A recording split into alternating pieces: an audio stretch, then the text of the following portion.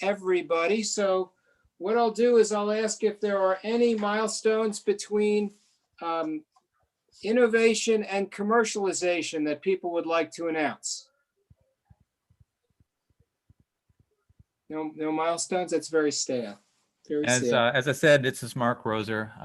We'll hopefully be hearing about our phase 2 SBIR within a matter of days. We've been in the just-in-time mode for the past several months, and so hopefully that'll be good, and we'll be able to start hiring interns and move that part forward, and on other things to move forward. I am looking for help with advanced CAD in that area. So if anybody has colleagues that do CAD and shape optimization and lattice work, let me know. Very good. I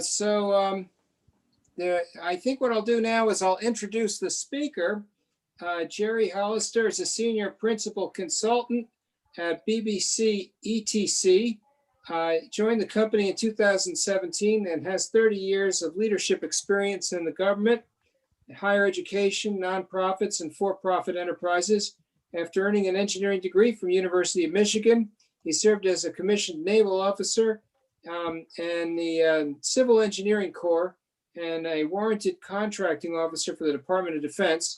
And prior to joining BBC ETC, Jerry was the chief operating officer for Michigan-based NeoWave, a developer of superconducting electron accelerators, where he worked to build the successful startup company from 2008 to 2017. Looks like he got over 45 SBIR awards for NeoWave, and NeoWave was named the 2010 SBIR STTR Small Business of the Year by the Department of Energy in 2016. So without further ado, I think, Jerry, why don't you take it away? All right. Well, thanks, Doug. Really appreciate it. Sure. And it's really appreciate the invitation to be able to be with you all here. And, I have a deep affinity for Connecticut. I have a younger brother that lives and works for a startup. He's been there now 20 years, and he works outside of Hartford for a company called Protodyne. And my son goes to Wesleyan University, so I'm out here quite a bit, and I've been working with CT Next, and I'm going to talk a little bit about CT Next and the SBIR program that CT Next sponsors in Connecticut. Initially, you might notice I got my Patriots shirt on. I was actually stationed, my second duty station was in Portsmouth, New Hampshire, and then I ended up in the Groton area after getting out of the service. So I've lived in Connecticut. I have relatives and children in Connecticut, and I'm actually in Pawcatuck, Connecticut right now. So with you both virtually and in person. Let me just say about what I do. BBC ETC, entrepreneurial training and consulting is what the ETC stands for. Basically, what we do is we help companies across the country with the SBIR program. That is our bread and butter. That's what we do, and we work with companies, particularly in Connecticut. We've helped several companies. You've already kind of gone through this, but as I mentioned, I was at the Portsmouth Naval Shipyard from 90 to 93, which was, really a great point in my life where being in New England. You appear to be fading. Say again? You appear to be fading. Okay. The sound. Is that, should I just speak up a little bit more? That's better there. That's okay. Good now. All right, I'll just get a little closer to the mic. So I'm just going to talk about the SBIR STTR program here. It's a $4 billion a year now program for small businesses. And it really is a program, it's a product development program. So the key thing about SBIR, if you take just one thing away from tonight, is you have to have a product, and you're going to develop this product that's based on a technological innovation. So let me just get my laser pointer going here. So it's a product development program, and it's got to be based on a technological innovation. The program itself has been authorized through 2022. There's separate legislation. Bottom line, the Congress requires an agency that has a certain level of research budget that they have to participate in the program. SBIR is required for any agency that has $100 million research budget or greater, and the STTR is required for agencies that have $1 billion or more. And so they can't opt out, and then the Small Business Administration oversees the whole program. The whole idea is it's a bridge between federally funded research that's at universities like Fairfield and UConn, Yale, Wesleyan, and there's great research being done that's basic research, but it takes capital to convert a great idea into a commercial product. And so most funding commercial investors won't touch really highly risky ideas because they only want to put their money in a sure bet. And so the idea with SBIR is the federal government steps in and is that initial early investor, angel investor, that bridges that funding gap, or the valley of death as it's sometimes called. That's really the motivation behind it.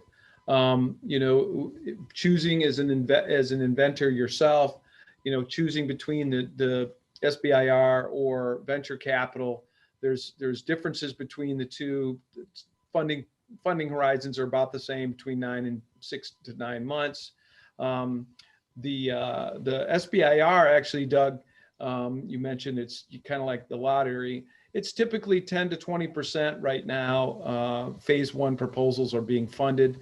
Venture capital is definitely much more like the lottery, very, very difficult. You don't need to know anybody at the SBIR program, whereas in venture capital, you're going to need to know somebody. Venture capital, very, very unlikely to fund early stage, whereas SBIR, it's designed. That's what the whole point of it is to fund early stage. SBIR does not take equity, does not take board seats, whereas venture capital, oftentimes they're going to want a lot of equity and often will try to take control, or at least be, have a board seat. And then of course, SBIR's got over $4 billion a year, and you also get a peer review. For most of the agencies, you're going to get some feedback, which is very helpful.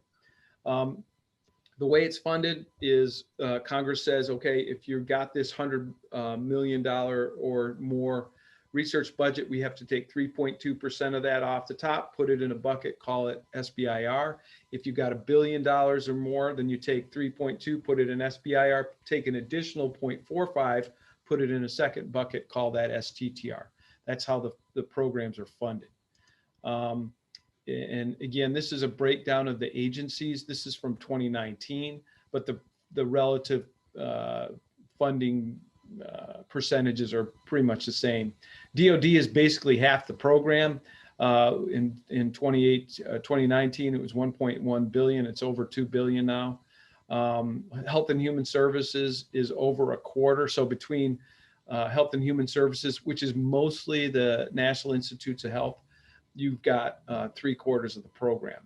And then the other large agencies, Energy, National Science Foundation, and then NASA, make up the programs that, or the agencies that participate in both SBIR and STTR. And then the smaller agencies you see here, USDA, Homeland Security, NOAA, which is actually part of the Department of Commerce, Department of Education, Transportation, NIST, which is also part of Commerce, and then the small one, EPA. And we're not going to talk about the differences between a granting agency and a contracting agency, but there are some differences in the different agencies, how they administer an award, whether it's as a contract or a grant, are shown in either orange or purple here.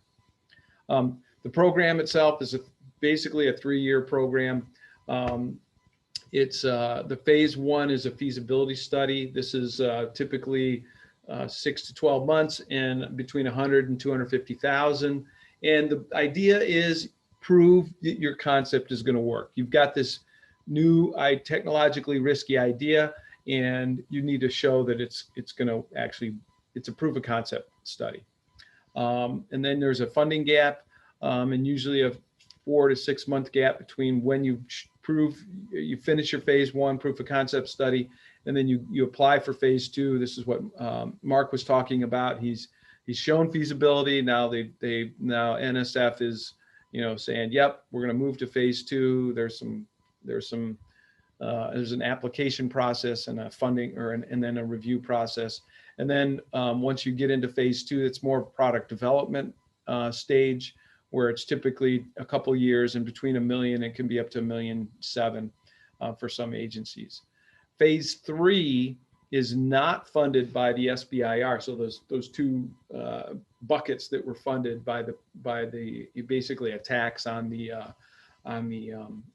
agency research budgets. Phase 3 is where you're selling commercially. It's not funded by the SBIR program at all, but it is where you as a company can benefit from the sale of this product that you've developed through the SBIR program. And one of the big differences from the contracting agencies is some of the contracting agencies will actually purchase your product. So defense, for example, could be a purchaser of your product, but it's not funded by the SBIR program. It would be funded by, let's say, the project was going to build a widget for the F-35 program. Well, the F-35 program, not the SBIR program, would have to buy that. So that's the 3 phases of the project or of the program. This is just in words what I said. So if you look back at your notes later, you have the kind of the notes, the summary. What do you need to participate in the program? Well, first you have to have a small business. I mean, this is small business innovation research. But beyond that, there's some qualifications. It has to be for profit, has to be US owned and controlled. You have to have less than 500 employees, which is still a pretty good sized company. You have to be located in the United States, and all of the R&D must be performed in the United States. And then last, you have to have company controlled research space capable of completing the research that you're proposing. So for example, if you need a clean room, you need to have control over some sort of clean room to be able to complete your research. And that's typically done by a lease agreement or some other agreement that allows you access to this research space. You're going to need a project team. And there's really 4 pools of people where you're going to pull from to build your project team. The first is obviously your employees, right? You got your domain experts within your employee base. You got senior personnel. You got other people that are going to get work done. But company employees is the first pool. Second is independent consultants. These consultants will provide specialized expertise. So for example, like Michael, who's a patent attorney, you might have somebody like him on your team as a consultant that's providing specialized expertise. Subcontractors is a third area. Now, the difference between a consultant and a subcontractor is a subcontractor is an organization. You get people and facilities and maybe equipment, that kind of stuff. Whereas a consultant is just a person. You just get that person and their expertise. You don't get any organizational. And then the fourth area is typically our pool of people that you can draw for your team is advisors. And these may or may not be compensated. And these are typically on an as needed basis, not kind of working all the time. 5 important roles to play on your team. The first is technical. Obviously, this is a technical innovation, so you need the wizards in the lab that can pull this research off. But you also have to have product development because it's a product development program. And so somebody on the team should know how to go from ideation all the way to product launch. And so product development is important. Second area is basic business development, customer discovery, customer development, marketing, sales, all that kind of stuff. Somebody on the team needs to know how to do that. Third area, IP and regulatory. This is often where you're going to have a consultant come in and help you with IP, patent searches, patent filing, all that kind of stuff. And then there's sometimes where if you're working in a regulated field, like FDA, like maybe your medical device or something, or NRC. When I was in small business, we worked with the NRC, the Nuclear Regulatory Commission. So you may need an expert in one of these regulatory agencies as well. Fundraising, fourth area, got to have people that know how to do fundraising, hopefully in a startup kind of field. And then last, management and administration. Ultimately, you're going to have a contract or a grant with a government agency, and somebody needs to know how to navigate those waters, and then kind of manage the whole team. So 5 really important roles that you should fill. And early on, one person may wear 3 or 4 of these hats, maybe even all 5. But probably as you get bigger and bigger, you're gonna diversify and have more and more people filling those different roles. You're going to need a principal investigator, and the principal investigator is the key person.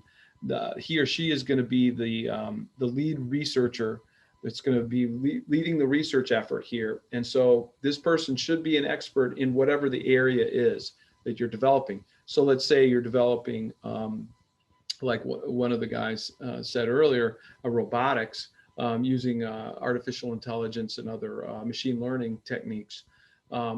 If that's the real innovation, is a machine learning, then your principal investigator really should be a machine learning expert. And so the law requires that for SBIR, that the principal investigator be primarily employed by the small business applicant. So that means that the principal investigator must, at least half of their time must be from the small business, and each of the agencies defines that slightly differently. So, but you need to be primarily employed by the company. The facilities, as I mentioned, you're going to have to have company-controlled research space adequate to do the work that you're proposing.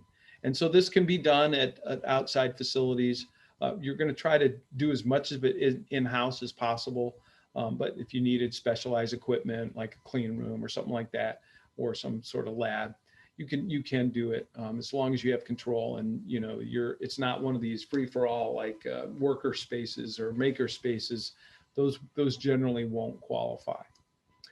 So that means that virtual companies are not eligible. You actually have to have a company. You actually have to have facilities. You actually have to be able to be a business, and you have to have a project. So the project itself is going to be based on a technological innovation, and what this means is that there's something obviously technological involved in it.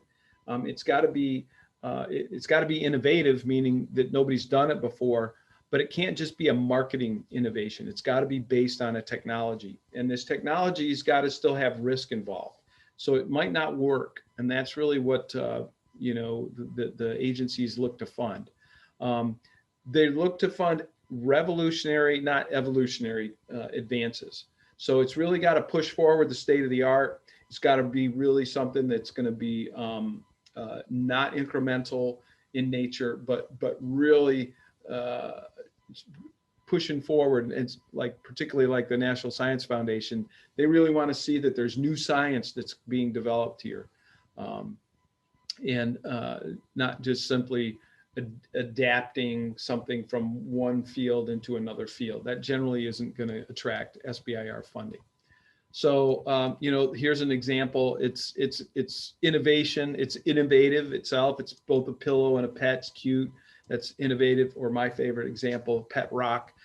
Super innovative, very commercially viable. I mean, the guy made millions on this great idea, but there's no technological innovation here. So it's got to be a technology, and it's got to be a product. It can't just be a science project.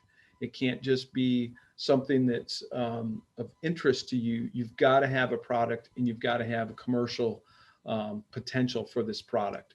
So what is commercialization? I'm sure you all talk about this a lot in your monthly meetings, but a simple definition: commercialization is simply a solution for an important problem that somebody's willing to pay you for. And so in the SBIR context, they're going to look for, does this have commercial potential? And do you have a credible commercialization strategy? So a strategy that's been fleshed out and really has been developed so you can answer these kinds of questions. So as an innovator, really it requires that you've been out beating the bushes, talking to customers, figuring out what it is that, what is the problem that you're going to try to solve. How does the customer, not the innovator, but how does the customer want the problem solved, and how does the customer want the solution delivered as a service, as a product that they just use? I mean, there's different ways to solve problems, and it's really important to have a viable commercial plan. And so you should be able to answer these kinds of questions. Have you identified a market? I mean, who has this problem? How many people have you actually interviewed? Have you gone out and talked to 25 or 30 or 100 different potential customers and figured out really what do they really want? Because every innovator I've ever talked to, once they've talked to a few customers, the innovation changes in some way. Some new feature is identified, some new delivery system is identified, something changes, and there's some pivot after these customer interviews have happened. So it's super important to do this. Have you done competitive analysis? Who else is out there and what are they up to? And what's your value proposition? How do you compare? Why is your mousetrap better than the existing? So you got to be able to answer these. How are you going to generate revenue? Is it going to be through sales? Is it going to be through a distribution network? You're going to license? How are you going to generate revenue? How are you going to get there? How are you going to get from where you? I love that question that Doug answered. What are the milestones that have happened from the group between commercialization or ideation to commercialization? What are those milestones, and how are you going to get from where you're at to where you need to go? Those are the kinds of questions that you need to be able to answer. I get a lot of clients that just say, this is the best thing since sliced bread, and people are just going to line up. Our website's going to be overwhelmed. That's the field of dreams model. We're going to build it and people will show up. That's not a credible commercialization model for SBIR. It's just not going to fly. Though I see people try to do that. There are some rules. One is you have to register. This is the federal government, so they're going to want to have registrations. I'm not going to go through this eye chart here, but I will. It is in your notes. And so what we've done here is for each agency is a column, and each row is all the different registrations that are required. Now, let's just say a couple things about registrations. One, they're free. You shouldn't pay for any of these. If you do a Google search and, for EIN, which is the employer identification number, which is basically your company tax ID. If you just Google search that, there's going to be something that pops up that looks really official, and they're going to want to charge you $300. I've had so many horror stories of companies where people pay and to have somebody do this registration for them, and it doesn't get done, and they've taken your money. And then when you try to go do it, you can't, because there's something screwed up that they did and it didn't get completed. And it just, don't pay for any of these. There's no reason to. And I'll talk about the P-tax later today. Indoors unless everyone is vaccinated. Although these vaccines What? are. Oh, somebody's got something going, TV or something in the background. I thought there was a question. So don't pay for any of these. I'm going to talk about the P-tax later, and as a resource, they can help you with all these. I will just say the SAM, the System for Award Management, this can take up to 6 weeks. So make sure to get started on this early. The other ones can kind of run in the background, but enough said on that. The ownership and control, again, the law requires that your company be US owned and controlled, meaning that ownership and control is defined by greater than 50% by US citizens or permanent residents. So that's the definition of a US person. Citizens, a US person, and permanent residents, which are green card holders, are also considered US persons. So if 50% or more, you have to have ownership and control. Typically that's the same, but there can be some, depending on if you've got convertible debt and all those kinds of things, control may not be exactly the same. So you got to meet both. And so that's the requirement. I'm going to talk briefly about the difference between SBIR and STTR. They are basically the same, but there are some differences. The major difference is the relationship with a not-for-profit research institute. That's generally a university, but it can be a national lab. SBIR allows, but does not require this research institute. STTR requires the involvement of a not-for-profit research institute. Okay, but the applicant is always the small business. Even if you're working on STTR, it doesn't mean it's the university's proposal. It's still the small business. The law allows different and requires different percentages of work be completed. Under SBIR, the company has to do they have to do at least 2/3 of the work. So the law allows up to 33% in phase 1 be subcontracted and up to 50% in phase 2. STTR requires that the small business do at least 40% and at least 30% must be done at this research institute. But even so that would allow, theoretically the research institute to do 60%, so 40% at the small business and then 60% at the research institute. But even if that's the case, the applicant is still the small business, even if the research institute is doing 60% of the work. And then lastly, the principal investigator for SBIR, it's just the law says got to be employed by the small business at least half of their time. So greater than 50% or 51%. STTR, and remember, there's only 5 agencies that participate in STTR. There is an allowance that if the principal investigator is still at the research institute and that is the lead research institute and they're willing to do at least 10% effort on the project, then they could still be employed by the research institute. Now the NSF does not allow that. So there's only 4 agencies that would allow this exception that under STTR. So those agencies are DOD, HHS, NASA, and DOE. So under those 4 agencies, the principal investigator for a STTR project could be at the research institute. NSF does not allow that.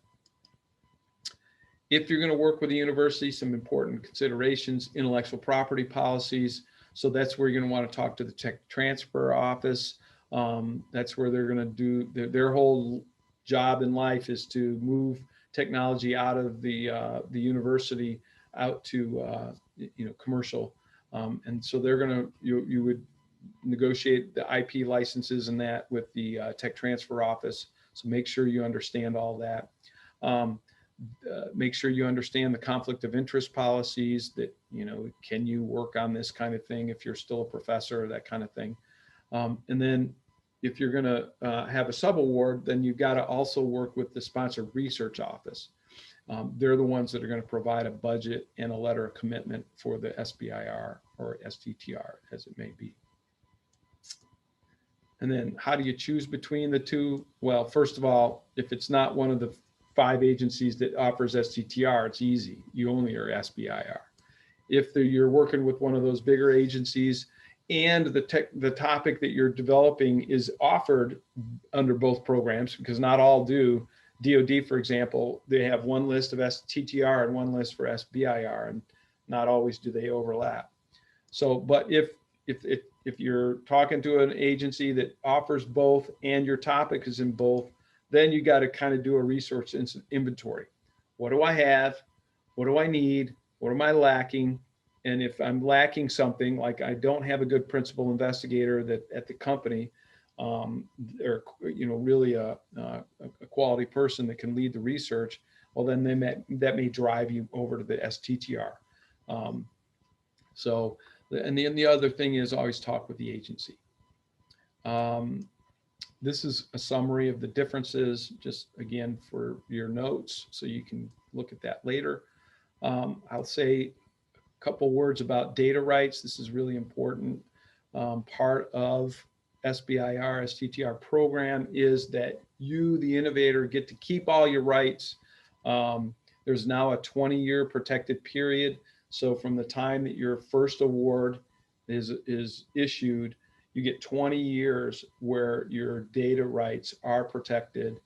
You have to protect them, and you have to appropriately mark all of the reports that you make, all of the final reports and any other submissions that you have to mark it as SBIR data rights. But once you do that, they are protected for that 20 years.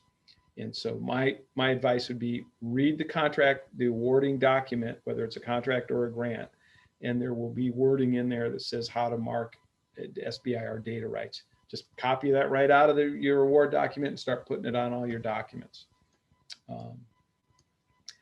And so in summary, SBIR, $4 billion product development program. There's a lot of money out there. It is competitive. It has gotten competitive even in the last year, but also budgets have been going up. So it has a little bit of a play there. But around 10 to 20% of phase 1 proposals are funded per year. Got to have a technological innovation. Got to have a credible commercialization plan. It's only open for for-profit, majority-owned companies, U.S. owned and controlled companies. And you've got to have a credible principal investigator, and you've got to have adequate facilities. Those are kind of the big picture summary. Let me say a couple things about resources for those of you in Connecticut, because there are some really good, frankly, some of the best resources in the country are here in Connecticut. CT Next, it's a program run out of CT Innovations. CT Next is the SBIR Accelerate program. Basically allows you as an innovator to get up to 20 hours of support from us. To participate in that, you have to attend training that we conduct, and you've got to be approved by CT Next. But once you're approved, then there's a $250 participation fee, or $150 if you're a woman-owned or minority-owned business. And then CT Next pays for up to 20 hours of our support. And that's at no cost to you at all. I mean, you don't have to pay us and then you get reimbursed. You get approved and we bill CT Next. The other really important resource in Connecticut, this is really true across the country, there are PTACs across the country. PTAC stands for Procurement Technical Assistance Centers. And these PTACs are funded by the DoD to be a resource for any business, both small and large businesses, to work with the federal government. Their emphasis is generally defense, because defense funds them, but they'll work with any agency as well. So, and they do also, they'll help support SBIR as well. The PTACs are free, so that's really nice for bootstrapping small businesses in technology areas. They're really good at their registrations. So if you have any issues at all with SAM registration or getting a DUNS number and all that, you can talk to the PTAC and they can help you with that. Their link is right here. Let them know. Frank Dixon is the head of the office. Let them know we sent him your way. We've got a good relationship with the PTAC there in Connecticut. They're probably going to kick you back to us because their expertise in SBIR is limited. They've got one person there that knows, she's decent at it, but she's only one person and we've got a full staff. And then if you'd like to work with us, this is the assessment form that kicks off initiates a relationship with BBC. You fill out this form. There's the link here. And then that would set up a call. We would do an assessment of where you're at, whether it's a good fit or not for the program. We'll make a recommendation to CT Next. CT Next almost always follows our recommendation unless they're run out of money. Now their fiscal year ends in June, so if you may want to move quickly if you've got something and you're not already part of the program. And then we make a recommendation, they say go, and then we're off and running. With that, I've got time for questions and be happy to talk about any questions that you have or anything else about the program. Mark, did you want to say a few things, add color commentary to some of my comments? Sure, yeah, happy to. I've also been a reviewer on SBIR grants too, and I think the one thing is just to be patient. Our company has received multiple, but I'm about a 1 in 7 ratio in terms of applications to success. So it's not easy. Each one takes a couple hundred hours of writing time. And if you have the fortune to work with a company like BBC, jump on it. We weren't able to do that for some strange Connecticut reason because we had won some early before BBC was available to help. I would say some of the things also for people who are doing health related SBIRs, a biostats person is essential to have. And then for there's always, we basically are a virtual company. We found ways to make it work for us by having a very, very low cost lease to give us a business address. I'm a principal investigator and I am an engineer and not a scientific person, but I've won multiple NIH and NSF awards as a principal investigator because we've found good people to collaborate with. So just final comments would be, especially for the health and technology, as a small company, you lack credibility. And so it's really important to find good universities, as what we've found, to work with, because they bring in basically your key opinion leader to be able to credential you and add more stability to your team. Yeah.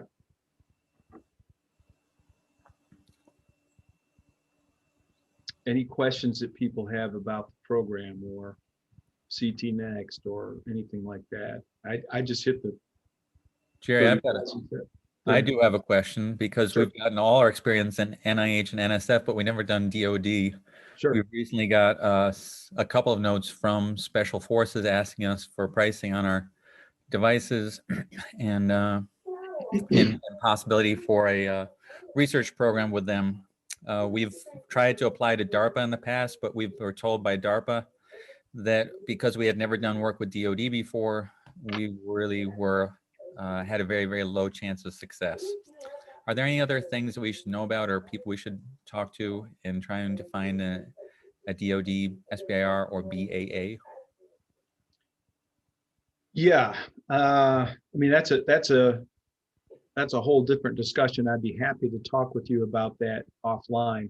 But I will say, for the sake of everybody here, DOD, in particular Special Ops Command, they have the ability, and they often will exercise the ability to award a phase 2 or even phase 3. So not an SBIR award, but a sole source contract for or to acquire technologies that were developed under SBIR. There's an authority basically, because SBIR is a competitive process. The FAR requires that there be competition in any time there's something acquired by DoD. But since SBIR is competitive process, if the contracting officer determines that the technology, your exoskeleton, for example, is something that they want, then they can acquire that with a sole source contract without putting out a solicitation. But you got to get somebody interested, and you got to get a contracting officer to say, yep, that work derived from an SBIR, so we can go and do a sole source. Now that's to buy a widget, or in this case an exoskeleton that's already ready for just purchase, acquisition. If they're still trying to adapt it for their use, what they can do is they can say, oh, they've already got an SBIR award, either phase 1 or phase 2. We can award a direct to phase 2, boom, based on that those earlier awards, even though it was from a different agency. And DoD, in particular, SOCOM, does that on a fairly regular basis, because particularly at SOCOM, they're trying to get the solution to the warfighter as quickly as possible. So if they can skip phase 1, they do, because it saves them a year or more of development time. So I would absolutely, we could again talk offline. I can give you the contact information at SOCOM, the lead person there at SOCOM, and get you connected there, because that is a very viable path, and you don't have to. You don't even have to really submit proposals per se, if you get them interested. Okay, good. Thank you. Yeah, that's a little known path that a lot of people just aren't aware of. Okay. Yeah, I'd like to talk. I'll send you a note and we'll follow up. Thank you. Yeah, for sure. And I would think Jessica would be willing to fund that kind of support. Jessica is the person in charge of CT Next, the SBIR program. Okay. Okay, good. Any other questions that are out there about the program in general? Hello. Yeah. Yeah, It's Moses. Yeah.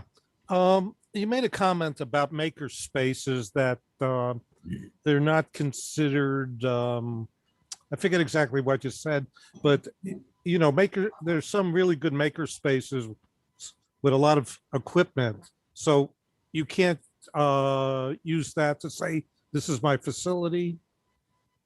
Yeah, that's probably not, it's not going to work as your facility. It doesn't mean you can't use a maker space. So sorry about that.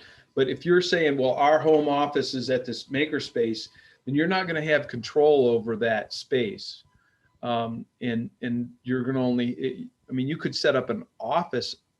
If you can set up an office at one of these kind of joint spaces, and your research can be controlled. In other words, your experimental work is done in, this office over here as part of this bigger space, then that's fine. But if it's kind of in one of these free-for-all areas where they got, 10 different 3D printers and all sorts of milling machines and stuff, but your stuff is kind of mixed in with everything else, then they're not going to look. That's no go. So probably collaboration spaces are out too, right? Where it's just desks and computers. Moza, I can also comment to that. So the way that you submit that in the SBIR, there's a whole page called facilities. And first, you'll want to partner with a university, and they'll describe their facilities. And then you'll say, we have a leased space. Leased is the keyword for office, for our office and administrative tasks.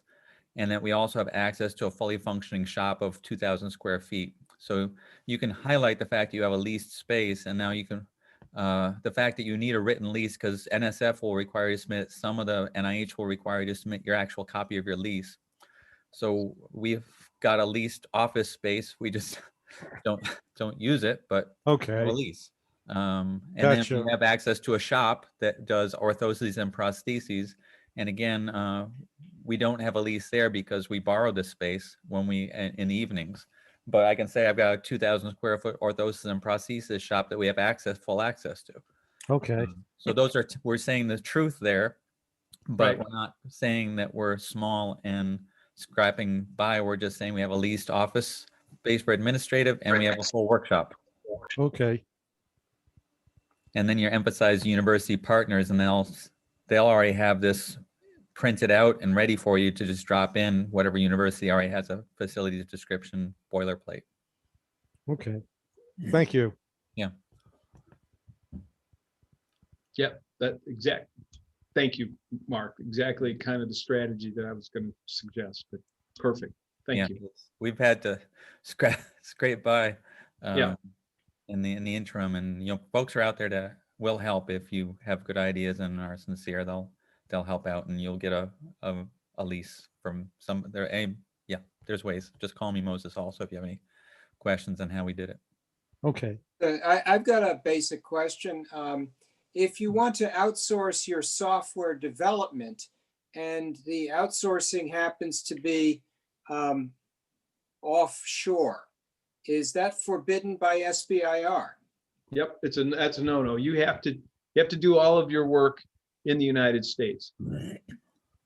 That's one of the things that they really don't have any flexibility on.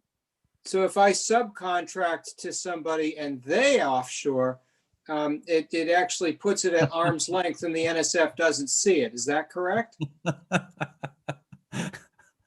Yes, that is true. You don't want to get crosswise there, because if they, all it takes is one person that, calls up the inspector general, and then you're scrambling. Okay, because you're going to certify that you as the principal investigator are going to certify that this is all, on the up and up, and that you're following all the rules. And then, so I understand that, and I get asked this a lot, and I would just say it's best to find software developers that are in the US. Okay. Jerry, I've got But another. there's the SBIR wouldn't actually be denied if I was going to outsource to somebody who happens to be reasonably local, and then they find somebody else and they outsource to, and I don't know anything about it. So Well, I can that's certify all I want. It's, I Correct. just don't know. correct. That is correct. Okay. Yep. Mark, you had a question? Yeah, just with regard to help me understand, we've got a challenge in getting our CAD development done. We haven't been able to find great CAD talent. We don't have enough budget to hire somebody full time, and so we might have to go to a contractor. Could you help me understand the implications of when we're well underneath our 50% outsourcing limit, so we have room to do that. If it was considered outsourcing, it would fit. But how does the agency look depending upon switching from an employee hired to a contracted small company or industrial design company to do the same work? Well, I mean, as long as you're meeting that 50%, then it's not an issue at all. Okay. Particularly in phase 2, where you go, under SBIR, you go from 33 to 50%.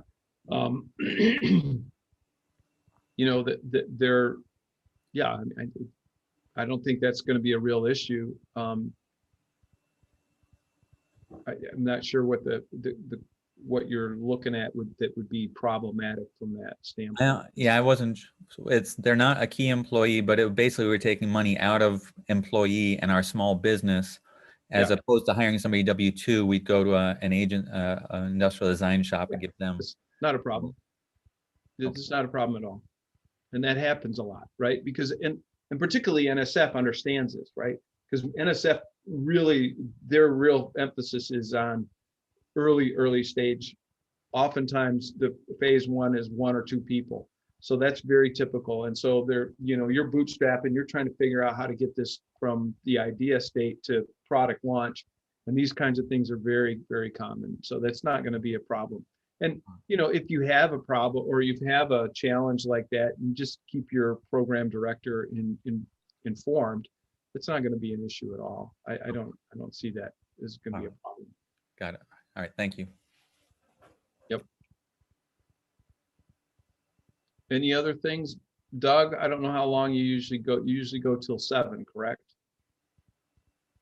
Yeah, but the floor is yours. It's about 7 o'clock. If there are no more questions, I think we can conclude the meeting. Are there any more questions from the audience? Well, in that case, I hope everyone will join me in thanking Jerry for a great presentation. Thanks, Jerry. Will your PowerPoints be available for us to post online? Yeah, absolutely. I'll send you a PDF version of this, and you're more than welcome to post it. Please do. Well, very good, and I thank you. And we'll have another meeting next month. And thank you all for joining me. This is being recorded, and we're going to upload it after a little bit of editing. So that maybe the introductory remarks are cut out. Oh, thank you. Great. Thank you very much. Thank you. Bye-bye. Bye-bye. Bye-bye. Bye-bye now.